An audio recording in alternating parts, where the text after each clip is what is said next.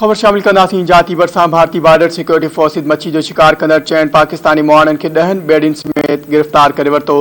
पाकिस्तानी मुआननि जे वारसनि ॿुधायो त भारतीय सिक्योरिटी पारां 15 खां वधीक मुआननि खे ज़ाहिर न कयो वियो। पाकिस्तानी मुआना हरअमी ढोरे मां मच्छी जो शिकार करे रहिया हुआ त खेनि गिरफ़्तार कयो वियो। गिरफ़्तार थियलनि में गुलशेर पुट दाऊद मल्ला, कादिर पुट इस्माइल, मूसा पुट मीरो ऐं गुलाबी पुट इस्माइल रचू शामिल आहिनि। गिरफ़्तार थियल मुआननि जो तालुक जाती जे साहिली पट्टी वारे ॻोठ तालिब रिश्त सां ॿुधायो वञे थो। फिशर फोक अॻवान नूर मोहम्मद तैमूर चयो आहे त गिरफ़्तार कयल मिस्कीन माहीगीर मच्छी जो शिकार करे बचनि जो पेट गुज़र कंदा। नूर मोहम्मद थेबो चयो त भारत पारां मुहाननि ऐं ॿेड़ियुनि खे ज़ब्त करे आलमी कानून जी भञकड़ी कई वई आहे। पाकिस्तानी ऐं भारतीय जेलनि खे समूरनि माहीगीरनि खे फौरी तौर इंसानी हमदर्दी तहत ख़ैर सगाली जे तौर आज़ाद कयो वञे।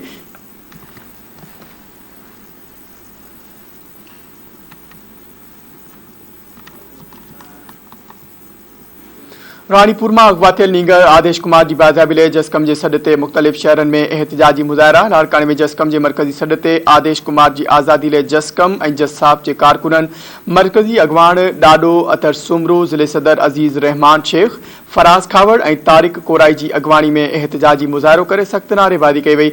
जाम शोरो में भी जसकम कारकुननि रानीपुर में अगवा थियल आदेश कुमार की बाज़ाबी लाइ एहतजाजी मुज़ाहिरो कयो। ठुल में आदेश कुमार ऐं संगरार में अगवा थियल नींगरी प्रिया कुमारी ऐं तंगवानी में अगवा थी वियल नींगर जुनेद पखराणी की बाज़ाबी लाइ वसीम कुरैशी, लियाकत सरकी ऐं मामू शमन सुमरो की अगवानी में प्रेस क्लब आडो एहतजाजी मुज़ाहिरो करे धरणो है वियो। सॻियूं में जसकम कारकुननि खैरपुर मीरस ज़िले के चीए सिंध पोहरियत संगत के कारकुननि आदेश कुमार, प्रिया कुमारी ऐं जुनेद बखरानी की बाज़ाबी लाइ आशिक चन्ना, गुलाम कादिर चन्ना ऐं ॿियनि जी अगवानी में सियाल स्टाफ वट एहतजाजी रैली कढी नारेबाज़ी कई वई। एहतजाज कंदड़ अगवाननि मीडिया से ॻाल्हाईंदे चयो त रानीपुर के मासूम ॿार स्कूली शागिर्द आदेश कुमार के अगवा कयो हो, जंहिंजी आज़ादी लाइ संदसि वारसनि समेत सिंध के मुख़्तलिफ़ हंधनि ते सियासी समाजी तंज़ीमुनि जे अगवाननि एहतजाजी मुज़ाहिरा कया आहिनि। पर अफ़सोस जो खैरपुर पुलिस पंहिंजी रिवायती अंदाज में ख़ामोश तमाशाई बणियल आहे।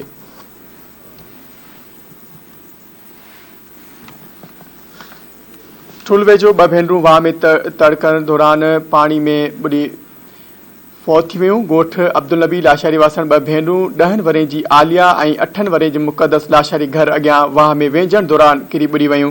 ॻोठाणनि ॿिन्ही निगर खे बेहोशी वारी हालत में खणाए नज़रवाज मक़ामी अस्पताल मुंतकिल कयो, जिते डॉक्टर पारां ॿिन्ही नींगरनि के फौत थियण की तस्दीक करे छॾी। लाश घर पहुचण ते फौत थियल नींगरनि के घरनि में कोहराम मची वियो।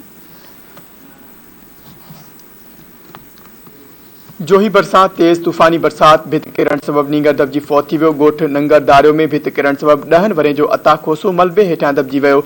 नींगर के बेहोशी वारी हालत में ताल के अस्पताल मुंतकिल कयो पियो त रस्ते में हुन दम ॾेई छॾियो। नींगर जो लाश घर पहुचण ते कोहराम मची वियो।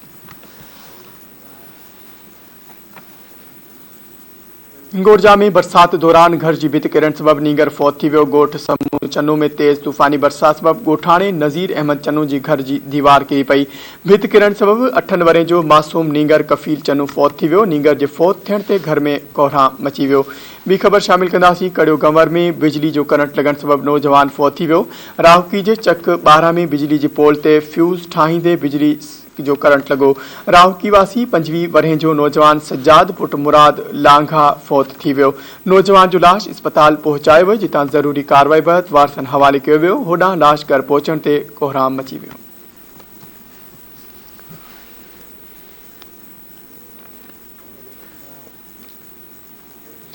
उमरकोट में मुड़स मुबैना तौर पंहिंजी ज़ाल के घुटाड़े क़त्ल करण बैदि फरार थी वियो। ॻोठ हबजी ठकुर में जवाबदार सोनू भील पंहिंजी नौजवान ज़ाल मीना के मुबैना तौर घुटाड़े क़त्ल करे छॾियो।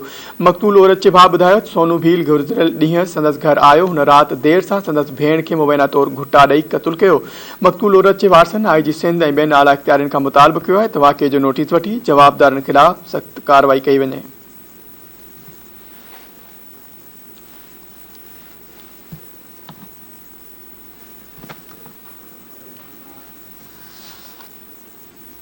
ॾखण भरिसां अणॼातल हथियारबंदनि पाणी जे वारे ते वियल पोहरियत खे गोलियूं हणी क़त्ल करे छॾियो। ॻोठ बडो में पोहरियत अता मोहम्मद लोलाई पाणी जे वारे ते वियो त अणॼातल जवाबदारनि खेसि गोलियूं हणी क़त्ल करे छॾियो। इतला मिलण ते पुलिस वाक़िए वारे हंधि पहुची लाश तहवील में वठण बैदि पोस्टमार्टम लाइ अस्पताल मुंतकिल कयो। पुलिस मूजिबि झेड़े जो कारण पुराणो तकरार ॿुधायो पियो वञे, जंहिं बाबति वधीक जांच कई पई वञे।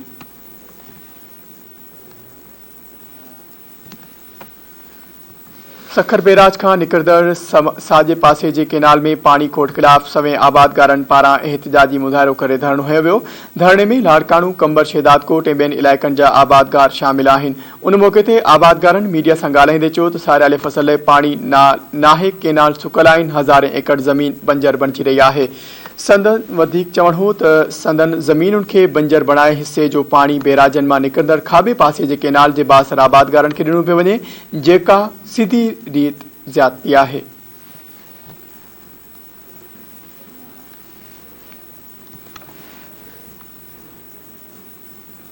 कंबर शेदादकोट में ज़रई पानी की खोट खिलाफ हारियुनि ऐं आबादगारनि एहतिजाजी मुज़ाहिरो करे लाड़काणे बाईपास ते धरणो हयो। मुतासिर आबादगारनि ॿुधायो त 1 महीने खां पाणी बंदि हुजण सबबि हू सारियालो फसल बि पोखे न सघिया आहिनि। हुननि चयो त पाणी खोट सबबि संदन बेजारो बि तबाह थिए पियो, जंहिं सबबि हू मुआशी बदहाली जो शिकार थी विया आहिनि। उन्हनि आबपाशी खाते जे सूबाई वज़ीर खां मुतालबो कयो त कंबर शेदादकोट में पाणी जी बहाली यकीनी बणाए वञे, आबादगारनि खे बदहाली खां बचायो वञे।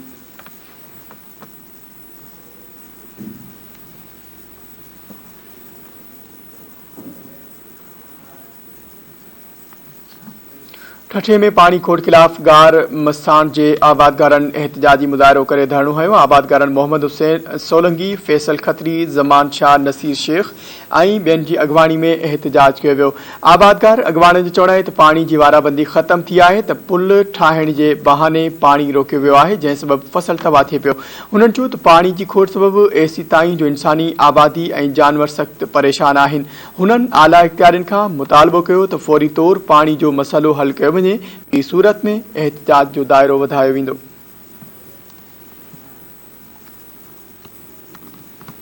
मिरासिटी में बरसात सबबि कणक जूं हज़ारे बोरियूं पाणी हेठि अची वियूं। बाईपास वेझो क़ाइम कयल सरकारी गोदाम ते कणक जूं हज़ारे बोरियूं बरसाती पाणी सबबि ख़राब थी वियूं।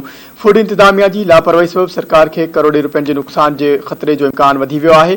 डिप्टी कमिश्नर नौशरो फिरोज़ पारां रेन एमरजेंसी लॻाइण बाबति कणक खे महफ़ूज़ बणाइण लाइ के बि उपाउ न वरिता विया।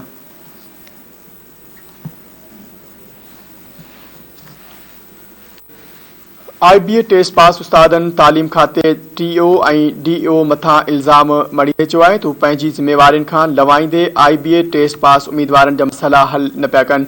शेदादकोट में प्रेस कॉन्फ्रेंस दौरान उम्मीदवारनि सद्दाम लाशारी, नदीम चांडो, अशफाक चांडो, यूनुस बलोच ऐं ॿियनि चयो त सेक्रेटरी एजुकेशन सां मिली शिकायत करण बैदि सेक्रेटरी एजुकेशन DO कंबर शेदादकोट खे तालके शेदादकोट जूं ख़ाली पियल सीटूं ज़ाहिर करे IBA टेस्ट पास उम्मीदवारनि खे ऑफर आर्डर ॾियण जो चयो, तंहिं बावजूद बि उम्मीदवारनि जा मसइला हल न आहिनि थिया, जेका वॾी नाजाइज़ी आहे। हुननि चयो त DO कंबर शेदादकोट तालके शेदादकोट में 176 मेल स्कूल हुजण बावजूद 2013 खां 2021 ताईं सिर्फ़ 121 मर्दनि जूं सीटूं ज़ाहिर कयूं आहिनि, जेका पिणु सरासर नाइंसाफ़ी आहे। हुननि वज़ीर आला सिंध सैयद मुराद अली शाह, तालीम खाते जे वज़ीर सरदार शाह, तालीम खाते जे सेक्रेटरी अकबर लिगारी समेत ॿियनि वसवारनि खां शेदादकोट जे उम्मीदवारनि सां थींदड़ नाजाइज़ियुनि जो नोटिस वठी उम्मीदवारनि खे ऑफर आर्डर ॾेई पखिड़ियल बेचैनी ख़त्म कई वञे।